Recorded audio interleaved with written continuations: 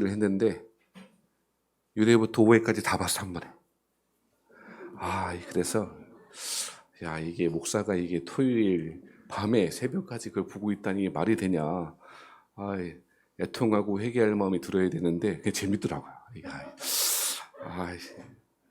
왜 이렇게 이게 이 OTT 서비스는 그게 문제인 것 같아요. 쭉 보게 돼 갖고 이 시간이 너무 훅 가는 것 같아서 넷플릭스를 끊어야 하나 이렇게 생각이 되는데 아무튼요. 여러분 보셨습니까? 장안의 화제입니까? 그렇습니까? 보신 분들은 저는 마치 이 작가가 한국 현대사를 다 압축적으로 묘사하지 않나 싶은 생각도 들고요. 누가 봐도 삼성 이야기 같은데 현대 이야기 같고 그죠? 뭐 대통령도 많이 나오고 등장하던데 아무튼 저는 역사를 좋아하고 다큐멘터리를 좋아하니까 처음에 그 부분에 끌려서 이야기했는데 뭐 흥미롭습니다. 자세하게 뭐 이야기할 건 아닙니다만 거기 보면 여러분 이성민이라고 하는 배우가 연기하는 그 회장 있지 않습니까? 선대 회장. 그 사람들 보면 물론 한국 사회에 물론 그 사람이 뭐 그룹의 회장은 아니겠습니다. 드라마 설정상 그런 그룹의 재벌의 리더들이 한국 사회에 공헌한 것이 분명히 있다고 생각합니다. 물론 비판할 점도 참 많습니다만 그런데 그 사람들의 가만 보면 특징이 무엇이냐면 일 중심이고 목표 지향 중심이라는 것이죠. 그죠? 그러니까 어떤 일, 어떤 과업이 있으면 그것이 자신의 지상 최대의 목적이라는 거죠. 초밥 이야기를 해보면 초밥을 일본의 장인들이 잡으면 320알이고 그리고 보통 때는 안주 같은 거로 먹게 되면 270알, 80알 정도로 해야 된다는 것까지 알고 있고 뭐 그러더라고요. 그래서 그룹 회장임에도 불구하고 구체적으로 자신의 사업을 위해서 자신의 목적을 위해서 달려가는 좌우로 쳐다보지도 않고 그렇게 달려가는 목표지향적인 사람이더라고요. 여러분 잘 아시는 대로 지금 고인이신 현대그룹의 정몽주 회장도 그랬다는 거 아닙니까? 정몽주 맞죠?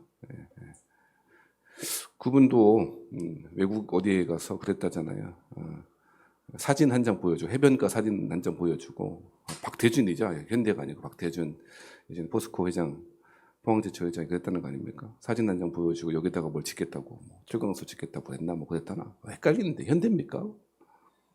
뭐 서로 모르는 얘기는 하지 마십시다. 아무튼 뭐 그랬다는 거죠. 그 재벌 회장들의 이야기를 가만히 들어보면 그리고 살펴보면 굉장히 목표지향적이라는 것이죠. 그러다 보니 드라마상에서 연출했겠습니다만 가족관계가 완전히 파탄 나 있는 것 같지 않습니까? 동생 형을 배신하거나 서로 그룹의 승계 구도로 싸우고 물론 드라마상 연출이겠습니다만 왠지 연출같이 느껴지진 않죠. 그런 그룹 내에서 여러 가지 헤게모니 주도권을 찾는 그 사람이 크게 대분류로 나눌 수 없겠습니다만 관계중심적인 사람이 있고요. 목표중심적인 사람이 있죠.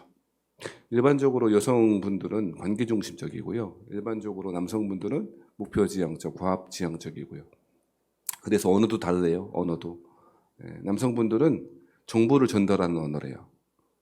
그리고 여성분들은 감정을 전달하는 언어고요. 그죠? 여러분 남자분들은 집에 퇴근했는데 아내가 뭐 저녁은 먹었어? 라고 물어보면 저녁을 먹었다고 말하지 말고 자기 이야기를 하란 얘기예요. 하루가 어떻게 지냈는지. 그런데 저녁은 먹었다 안 먹었다라고 하는 정보를 자꾸 전달해 주니까 아내는 기분 나쁜 거죠. 그죠? 여러분요. 여성의 언어는 항상 무슨 언어다? 관계 언어다. 그죠? 뭐 대답도 안 하고 뭐 그런가 보다.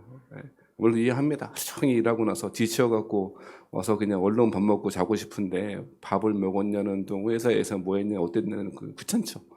귀찮을 수 있습니다만 관계라고 하는 것이 원래 그렇죠. 좀 다른 얘기는 합니다만 하나님은 관계 중심적이고요. 하나님은 말을 많이 먼저 걸어오십니다. 가만 보세요. 성경에서 보면 예수님이 하나님이 제자들을 먼저 찾아가시거나 하나님이 어떤 사람들을 먼저 찾아가셔서 말을 거는 것에서부터 시작하시고 하나님 처음부터 그러셨어요. 죄를 지은 아담과 하와에게 누가 먼저 찾아오세요? 설마 모르는 건 아니죠. 하나님이 먼저 찾아오셨어요. 그리고 뭐라고 하십니까? 아담아 아담아 네가 어디 있냐. 저 같으면 이놈의 자식 일로 와. 다 알고 계실 테니까 선악과를 감히 따먹어. 그렇게 하는데 어디 있느냐라고 하는 것을 말하시면서 어디 있느냐는 그 의미는 너의 위치, 하나님과 너와 나와의 관계가 어디에 있는지를 다시금 물어보시는 그런 말인 거거든요. 그러니까 하나님은 항상 말을 걸어오시죠. 먼저 걸어오세요. 그러니까 하나님은 그때 아담이 어디 있는지라고 하는 정보를 물어보시는 거예요? 아니면 관계를 회복하셔서 물어본 거예요? 마스크 때문에 우리 그죠? 이게 마스크가 여러분 가려놓으니까 아는 건지 대답하는 건지. 하나님은 정보 물어보시는 건 아닐 거 아니에요. 아담이 어디 있는지를 왜 물으시겠어요? 그죠? 하나님은 하나님이 원하는 관계 중심적인 언어죠. 왜 이야기를 하고 있냐면 많은 사람들이 목표 중심적이고 그렇게 살아가는 것이 잘 사는 것이라고 산업시대의 마인드를 가지고 가정에서든 직장에서든 그렇게 살아가는 분들이 많이 있죠. 신앙생활도 그렇게 하고 있는 것 같아요. 물론 직장에서 그럴 수밖에 없는 상황들이 펼쳐지겠습니다만 성경에서는 실제로 우리 신앙의 목표는 과업 중심이거나 일 중심이 아니고 관계 중심적이어야 한다는 것입니다. 그것이 사실은 성경 핵심 키워드 주제 가운데 하나이죠. 구원이 뭐냐라고 하는 것을 물어보면 하나님은 아마 관계 맺음이라고 이야기할 것입니다. 그 관계 맺음은 하나님과 나와의 관계 맺음이고 그 관계 맺음이라고 하는 단어가 길으니까 성경에서는 그 네 단어를 줄여서 언약이라고 해요. 자, 언약은 뭐냐? 하나님과 사람과의 관계 맺음이 있습니다. 앞에 수직하는 말이 많이 있습니다. 정의하는 말이 있습니다. 인격 당사자 간의 법적인 관계를 공적으로 맺는 것이라고 일반적으로 정의하는데 그 다 까먹을 거 아닙니까? 오늘 나가시다가 혹은 점심 먹다가 까먹을 거예요. 혹은 예배 중간에 까먹을 수 있어요. 그러니까 다 잃어버려도 괜찮은데 구원이 뭐냐라고 하는 것을 하나님은 여러 개 신학적으로 정의하거나 하지 않고 관계 맺는 것이라고. 그래서 예전에 그런 비유도 제가 들었을 거예요. 결혼은 생활의 목적이냐 결혼식의 목적이냐. 뭐가 목적이에요? 결혼식이 목적이에요? 큰일 납니다. 결혼식 끝나면 그만 빠이빠이 해야 되거든요. 결혼 생활의 목적이고 지지고 뽑는 거. 그게 결혼 생활이잖아요. 그렇죠? 그러니까 여러분이 결혼 생활이 별거 아니라고요. 아름다운 미래가 펼쳐지고 뭐 그런 거 없다고요. 아침에 일어나면 뭐 먹을까 걱정해야 되는 게 결혼 생활이잖아요. 그죠? 네. 설거지 끝나면 또 설거지 거리가 쌓여 있는 게 결혼 생활이죠. 그렇죠? 네. 목석 같은 남편에게 항상 물어봐도 대답 없는 남편의 대답을 또 들으면서도 또 물어보야 하는 게 결혼 생활이라고요. 네. 그러니까 성경의 기독교 신앙의 가장 중심적인 핵심 가운데 들어가 있는 것은 하나님과 나와의 관계 맺음이고 그것을 언약이라 그런다. 지지고 볶고 살아가는 것이다.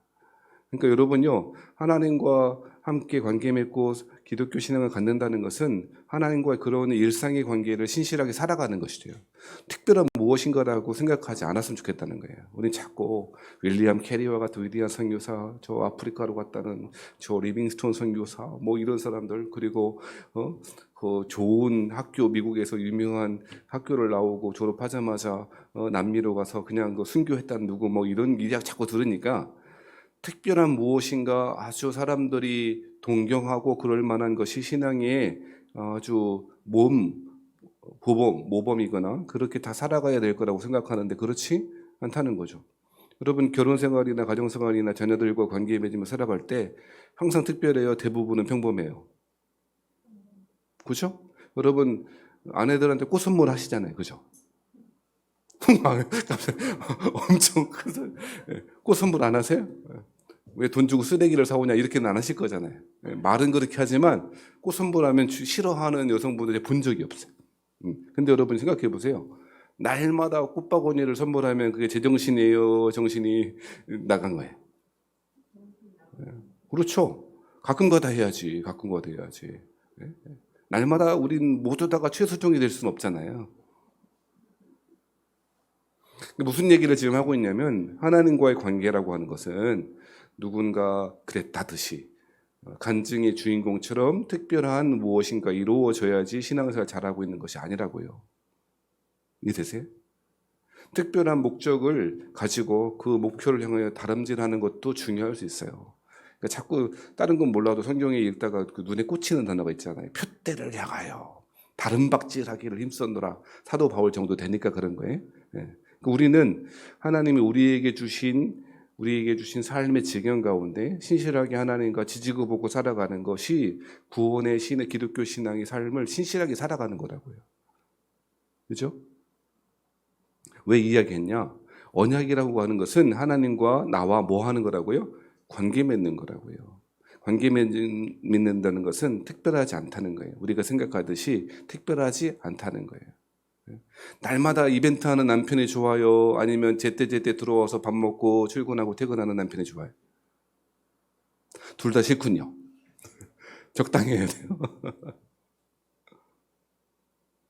저는 하나님이 신실하다라고 하는 말을 그런 식으로 받아들입니다. 예전에는 강철 같은 우리에 대한 불붙는다는 열정 뭐 이런 식으로 해석하거나 했었는데 그렇지 않더라고요. 신실하다라고 하는 것은 한결같음이라고요. 신앙에 있어서 하나님 우리에게 신실하시다고 하는 것은 우리를 사랑하시되 잠잠히 사랑하는 것이고 그렇게 한결같이 우리를 사랑하신다는 의미일 거예요. 그래서 여러분 스바냐 3장에 여러분 잘 아시는 듯이 하나님 우리를 사랑하시는데 너희 하나님 여호와가 너희 가운데 계시니 그는 구원을 베푸실 전능자시라. 그가 너를 사랑하시되 어떻게 사랑하신대요? 예? 잠잠히 사랑하신대. 잠잠히. 아주 20대와 10대에 불붙는 듯한 열정적인 사랑이 아니라고요. 예? 요즘 진짜 무서워요. 길 다니다 보면은 중학생 아이들 너무 무서워. 서슴지 않고 애정 표현을 하는데 눈길을 어디에 둬야 될지 모르겠어요. 예. 그게 아니고 일상의 삶을 신실하게 살아가고 잠잠히 살아가는 것이죠. 그렇게 뭐 드러나지 아니고 깊은 파도와 같이 우리를 사랑하시는 것이 하나님을 사랑하시는 것이고 관계 맺는 것이라는 것이죠. 그게 언약이에요. 하나님 우리를 사랑하시는 우리와 관계 맺으시는 우리를 구원하신 방식이라는 거죠. 그 왜 이야기를 했냐면요. 사도 바울이 자신이 새 언약의 일꾼 되었대요. 새 언약의 일꾼 되었다라고 하는 말을 하면서 비교하는 말을 먼저 하고 있습니다. 비교되는 말, 반대말을 먼저 하고 있는데 그것이 무엇이냐면 8절, 9절, 10절, 7절, 8절, 9절, 10절에 보면 영의 직분, 의의 직분, 반대말은 정죄의 직분, 그리고 없어질 직분, 뭐 이런 걸 비교하고 대조해서 설명하고 있죠. 그러니까 영의 직분이라고 하는 말은 새 언약의 직분, 새 언약의 일꾼이란 말일 거고요. 의의 직분도 같은 말일 거고요. 반대말은 정죄의 직분이라고 하는 것이죠. 없어질 직분이라고 하는 것이고요. 일치적으로 있는 영광, 뭐 그런 정도로 해석될 수 있을 거예요. 사도 바울은 영의 직분, 의의 직분, 그리고 새 언약의 일꾼, 그리고 없어질 일꾼, 모세와 같은 역할을 없어질 옛 영광이라고 비교하면서 자신이 새 언약의 일꾼 되었다라고 하는 것을 강조하고 있죠. 배경은 이러합니다. 당시에는 초대교회는요, 자신이 그리스도의 사도가 되었다, 어느 교회, 지역 교회를 책임지는 어떤 신분에 있다라고 하는 사실을 보여줄 수 있는 신분증이 있어요, 없어요? 그런 게 어디 있어요? 없어요. 없다고. 저는 있어요. 목사 안수증도 있고, 지금 증명서 떼다 드릴 수 있어요. 신대원 나왔다는 그런 졸업증명서도 있고요. 강도상이나 목사 안수 받은 거 다 있거든요. 근데 지금은 그런 게 있어요, 없어요? 지금은 있지만 옛날에는 없어요. 그래서 어떻게 했냐? 추천서를 누가 써준 유명한 당시에 지중해 주변에 흩어져 있는 교회의 유명한 지도자들이나 사도들이 추천서를 써주거나 편지를 써줘요. 그래서 그것을 가지고 어떤 지역에 방문해요. 그러면 그 방문한 그 지역에 있는 교인들이 그 추천서 가지고 온 사람을 융숭이 대접할까요? 소홀히 대접할까요? 융숭이 대접한다고요. 그러니까 이런 상황 가운데 있었던 지역에서 어떤 부작용이 있었냐면 편지를요 거짓말로 자기가 쓰는 거예요. 자기가 써갖고 그걸 가지고 와서 그 교회 가는 거예요. 그럼 어떻게 해요? 융숭이 대접해주고 사도님의 말씀을 들어야 되겠다고 막 그러는 거죠. 네? 이해되세요? 그런 상황 가운데 있는 거예요. 그래서 3장 1절에 뭐라고 말했냐면 이렇게 말하는 거예요. 우리가 다시 자천하기를 시작하기는, 자천이 뭡니까? 스스로 추천하는 거죠. 그런 사람들이 있었다는 거 없었다는 거? 있었다는 거지. 자기 스스로 추천하는 거야. 내가 사도거든. 그리고 막 편지도 위조로 해갖고. 내가 스스로 자천하기를 시작하겠느냐? 우리가 어찌 다른 사람처럼 추천서를 너에게 붙이거나 혹은 너에게 받거나 할 필요가 있느냐? 있겠다는 거예요? 없겠다는 거예요? 그럴 필요 없다는 거죠. 왜 그렇습니까? 2절에 그 대답이 무엇입니까? 너희는 우리의 뭐기 때문에. 여기서 편지는 어떤 뜻이겠습니까? 바로 1절에 나와 있던 추천서라고 하는 뜻이에요. 사도 바울은 따로 추천서 같은 게 필요 없다라고 말하는 거예요. 그것은 자신이 너무 잘 알려지거나 굉장한 신학적인 탁견을 가지고 있는 사람이거나 하지 않다는 거예요. 그것 때문이 아니고 나에게 있는 추천서가 있는데 그것은 바로 너희라는 거예요. 이 교회, 너희 이 편지를 받고 있는 고린도 교회 성도들이야말로 나를 추천해주는 추천장의 역할을 할 수 있는 거라는 거예요. 이게 무슨 뜻이겠습니까? 다른 사람들은 누군가에게 추천서를 받아야 그 사람이 그 사람이겠구나라고 인정받는데 자신이 고린도 교회를 향한 마음 그리고 개척하고 여기까지 섬기고 또 편지를 보내면서 여러 관계 맺음이 있기 때문에 그럴 필요 없다는 거죠. 이해되세요? 그래서 3절 말씀이 이렇게 이야기합니다. 너희는 우리로 말미암아 나타난 그리스도의 편지니. 이 이야기는 사도 바울과 고린도 교회 성도들과의 관계가 어떠했는지를 잘 보여주는 거죠. 다른 어떤 사람들처럼 순회하면서 잠깐 왔다 가서 그냥 아이고 그랬습니까? 잘 지냈습니까? 말씀을 잘 들어보세요. 융숙이 대접받고 빠지고 다른 데로 옮기고 그런 정도가 아니고 잠시 잠깐 물리적인 시간도 중요하지만 그들과 고린도 교회 성도들과의 관계가 아주 깊었음을 그렇게 보여주고 있는 거죠. 그런데 여러분, 앞서 설명드렸듯이 고린도 교회의 성도들은 일부의 사람들은 사도 바울 좋아했대요, 싫어했대요? 아니, 바른 말하는 사람 좋아해요, 싫어요? 속으로 된다, 속으로. 바른 말하는 사람 싫어요, 좋아해요? 싫다고. 고린도 교회에 입 바른 소리 많이 하죠. 그러니까 싫어했을 거예요. 안티하는 세력들이 많았고요. 그래서 제가 지난주에 말씀드렸나? 고린도 교회 성도들은 사도 바울이 사도가 아니라고 주장하고 공격하고 안티 세력이 굉장히 많았다니까요. 그런데 사도 바울은 지금 오히려 자신을 공격하고 비난하고 심지어 사도조차 아니라고 말하고 있는 그 고린도 교회 성도를 향하여 나의 추천서는 누구라고? 당신들이라고 이야기하는 거예요. 사랑하신 여러분, 사도 바울은 사역 초기에는 굉장히 과업 중심적이고 일 중심이었어요. 여러분 잘 아시죠? 바나바하고 싸웠잖아요. 뭐 때문에 싸워요?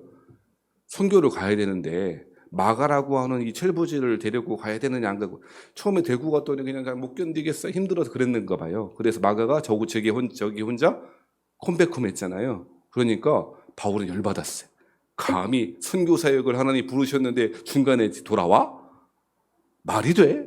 그래서 사도 바울은 다시금 선교 여행을 떠나게 될 기회가 되자 바나바는 어떻게 했으면 좋겠어요? 좀 마가를 좀 생질이라고요. 그 관계가 성경에 표현되어 있는데 이 마가를 좀 데려갔으면 좋겠고 사도 바울은 칼같이 왜 사람 그런 사람 있지? 나는 한 번 아니면 절대 아니야. 그런 사람 있어요, 없어요? 본인이세요? 꼭 그런 사람들이 있어요. 자기는 아닌 건 아니래. 긴 건 기래. 꼭 그런 사람이. 그래서 맺고 푸는 것이 확실하대. 그게 자신의 장점이네. 근데 여러분 그렇지 않아요. 그리스도인은 더구나 그렇지 않습니다. 그런데 맺고 끊는 것이 확실하고 기면 기고 충청도 사투리 기면 기고 뭘 기기는 그렇다면 그렇고 예스면 예스고 노면 노라고 제일 확실한 사람이 우리 교회에서는 저였어요. 그러니까요 부작용이 있는데 주변에 사람들이 있어요 없어요? 없어요. 사람들이 없어요. 왜? 또 여러분 이런 사람들의 특징이 무엇이냐면요 꼭 이렇게 말한다. 자기는 뒤끝이 없대. 뭐가 없다고? 뒤끝이 없대. 바른 말 하고 옳은 말 하고 기면 기고 아니면 아니고 그리고 그 뒤에 뒤끝은 없대. 자기는 뒤끝이 없을지 모르겠는데 누구는 있냐면 다 있어. 나머지는 다 뒤끝 생기게 만들어. 왜 그러나 이런 사람 특징이 관계 중심적. 사도 바울이 그런 것 같아요. 초창기 보면. 그죠? 더군다나 예수님의 제1등 제자가 누구죠? 아니 그냥 일반적으로 말하기에 수제자. 예? 베드로 아니에요. 근데 여러분 사도 바울이 베드로를 들이받았잖아요. 무슨 일인지는 제가 자세히 설명 안 하게 사도행전을 보면 그죠? 여러분 베드로에게 대들기는 쉽지 않았을 거라고요. 어디 변방이 사도인 저 아라바 광야에 3년 동안 머물고 있다가 겨우 그냥 아나니아 추천받아 겨우 요 교회 하나 들어왔는데 자기가 베드로를 들이받는 거예요. 느낌이 어떤 느낌이냐면 우리 교회에 처음 등록하신 분이 설교 시간에 크게 설교자고 어떻게 하겠어요? 신천지인가 이렇게 않겠어요?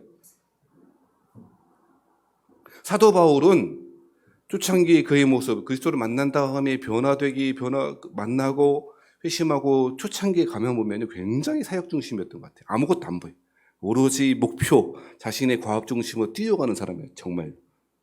그런데요, 점점 바뀌기 시작하고요. 나중에는 굉장히 온유해지기 시작해요. 그러면서 오늘 본문의 말씀에 보면 자신을 사도됨마저도 자신의 근본, 자신의 정체성마저도 부인하고 공격하고 있는 고린도 교회 성도들을 향하여 나 추천서 필요 없지. 자신과 영적인 교만함이 아니고요. 너희 때문에. 자신을 공격하고 자신을 비난하고 있는 그 성도들이야말로 하나님이 내게 주신 편지라고 이야기하는 거예요. 여러분, 이것이 새 언약의 일꾼의 특징이라는 거예요. 언약은 뭐라 그랬죠? 관계 맺는 거라 그랬잖아요. 그렇죠? 새 언약의 직분, 영의 직분, 의의 직분과 조금 반대적으로 쓰인 말이 9절에 보면 정죄의 직분이라 그랬죠?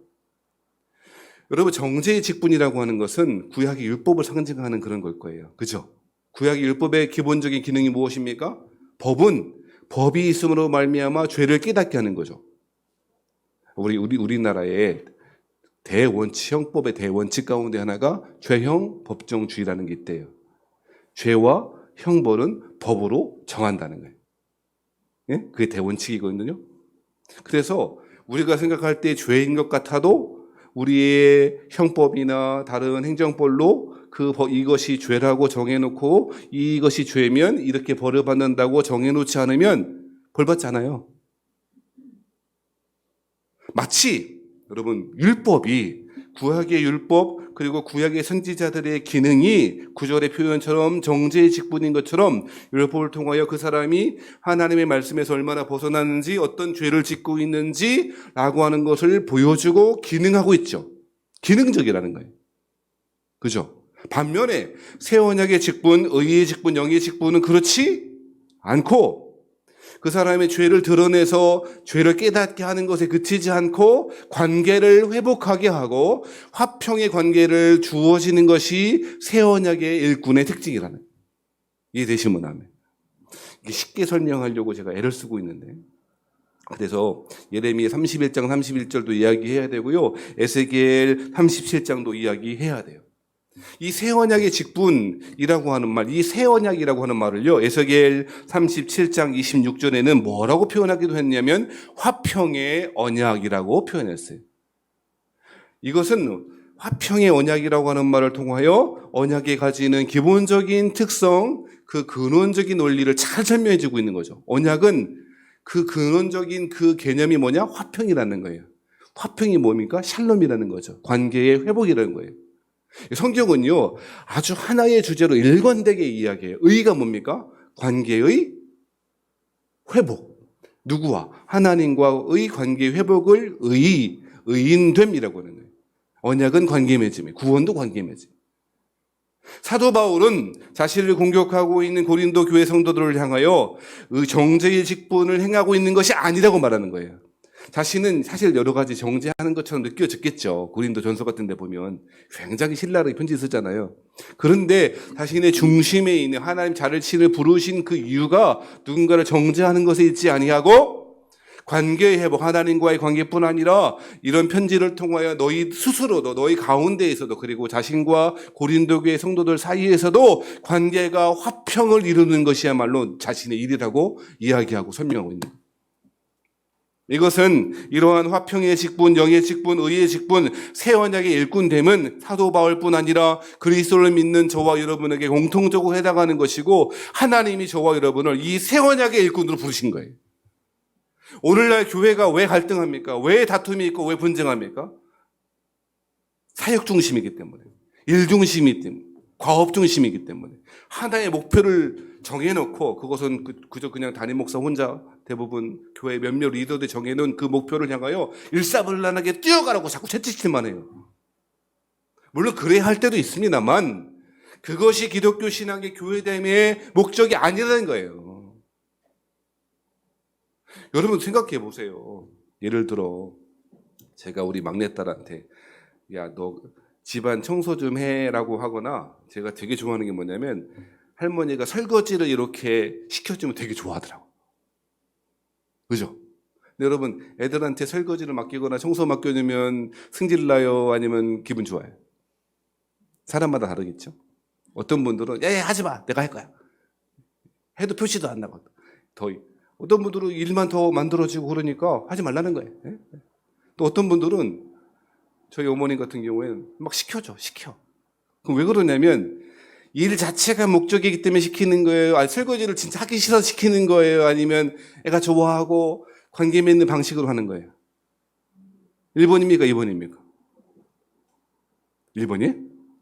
난 설거지 진짜 싫어. 빨래 넣는 게 너무 싫어. 빨래 개키는 게 너무 싫어. 저는 그래요. 너무 귀찮으니까. 그거는 그럴 만한 능력과 자질이 있는 사람에게 하죠. 그죠? 우리 2번 자식한테 그렇게 합니다. 빨래 좀 널어라. 근데 그렇지 않은 경우, 일반적인 경우에는 우리가 어떤 일을 부여받거나 목표를 부여받으면 그 일 자체가 목적이 아닐 수도 있잖아요. 근데 그게 우리 부모가 아니고요. 하나님이라면 어떨까요? 하나님께로 그 초점을 맞추어 보면 하나님이 일 잘하고 그 목표를 충성스럽게 이루어야 하나님 나라에 도움이 되기 때문에 하라고 시킬까요? 아니면 그 일을 통하여 그런 삶을 통하여 그렇게 신실하게 충성됨을 통하여 하나님과의 관계를 위해서 시키실까요? 알기는 너무 잘하시죠. 근데 왜 우리는 우리의 삶 가운데 신앙생활 가운데 교회는 이러해야 한다고 이러한 목표를 향해서 일관되게 뛰어가야 한다고 과업 중심으로 만들어 갈까요? 사랑하신 성도 여러분, 사도 바울은 우리의 신앙의 중심에 새 언약의 일꾼됨이 있다고 이야기하고 설명하고 그것은 하나님과의 관계 맺음에 있다고 설명하기도 합니다. 그리고 하나님과의 관계 회복이 성도들 간의 관계 회복으로 이어지고 그 화평을 위해서 사역하는 것이야말로 일꾼됨의 필수적인 요소라고 설명하는 것이죠. 살아가신 성도 여러분, 우리 새 언약 교회는 새 언약의 일꾼, 말 그대로 새 언약의 일꾼, 화평의 일꾼이 가득하게 되시기를 주의 이름으로 축복합니다. 근데요, 되게 쉽지 않습니다. 해보세요. 어떤 일이 있으면 그거밖에 안 보여서 주변이 잘 안 보인다. 제가 지난주에 그런 이야기도 했는데 수요일날 그런 얘기인 것 같아요. 고난 당하는 사람들의 특징이 뭔 줄 아세요? 뭐가 좁아진다 그랬어요? 시야가 좁아져. 그래서 고통당하거나 괴로운 상황이 있거나 그럴 때는요, 다른 게 잘 안 보이고 시야가 좁아져갖고 오직 그것밖에 안 보여. 그죠? 그런데요, 일 중심으로 하나님의 나라에 이렇게 어떤 미션이 주어지거나 사명이 주어지면 그것밖에 안 보여. 이걸 해결해야지, 이걸 이루어내야지, 그것밖에 안 보여. 하나님은 그것 때문에 시킨 게 아닌데. 사랑하는 성도 여러분, 우리가 받은 직분은 새 언약의 일꾼됨입니다. 그것은 하나님이 영으로 주어진 것이고 그것은 영의 직분이고 의의 직분이고 정죄의 직분이 아니라 살리는 직분이어야 합니다. 사랑하신 성도 여러분, 교회로 한 피 바다 한 몸 이룬 성도로 화평을 이루고 살아가시는 저와 여러분 되시기를 주의 이름으로 축복합니다. 일 못한다고 잘못한다고 싸우거나 다투거나 분열해서는 안 될 것입니다. 하나님이 슬퍼하시면 그거 하라고 일 시킨 거 아닌데 왜 싸우니 도대체. 저와 여러분은 화평의 일꾼으로 새 언약의 일꾼으로 부르셨습니다. 이 직분을 충성스럽게 잘 감당하는 저와 여러분 되었으면 좋겠습니다. 오늘 봐줘야 한답니다. 되게 이게 웃겨요. 되게 웃겨. 뭐냐면 자기네 집에 물건을 다 갖고 와. 어떤 분도 사오기도 하고 내가 다 무상으로 기증하고 또 돈 내고 사가래. 이런 이 반자본주의적인 이런 게 더 있습니까? 근데 여러분요, 사람도 뭘 항상 없고, 물건도 별로 없고, 근데 저는요, 좋더라고. 뭐가 좋냐? 이것을 통해서 함께 모이고, 깔깔거리고, 웃고, 상의하고, 이렇게 하는 것 자체가 너무 좋은 거예요. 하나님도 그러시지 않을까요? 얼마 벌어야지. 이거 아니고, 그러신 분 없어, 우리에게. 벌어 있나? 내가 볼 땐 교회의 자산을 다 팔아먹을 수도 있겠다 하는 생각이 들어요. 농담입니다. 하나님의 마음을 품고 우리의 일이, 우리의 사역이 목표 중심이 아니라 관계 중심이요 새 언약의 일꾼 되시기를 그래서 하나님의 화평의 복음을 증거하고 삶으로 드러내고 살아가시는, 그래서 일상의 삶에 그렇게 신실하게 잘 살아가시는 저와 여러분 되시기를 주의 이름으로 축복합니다.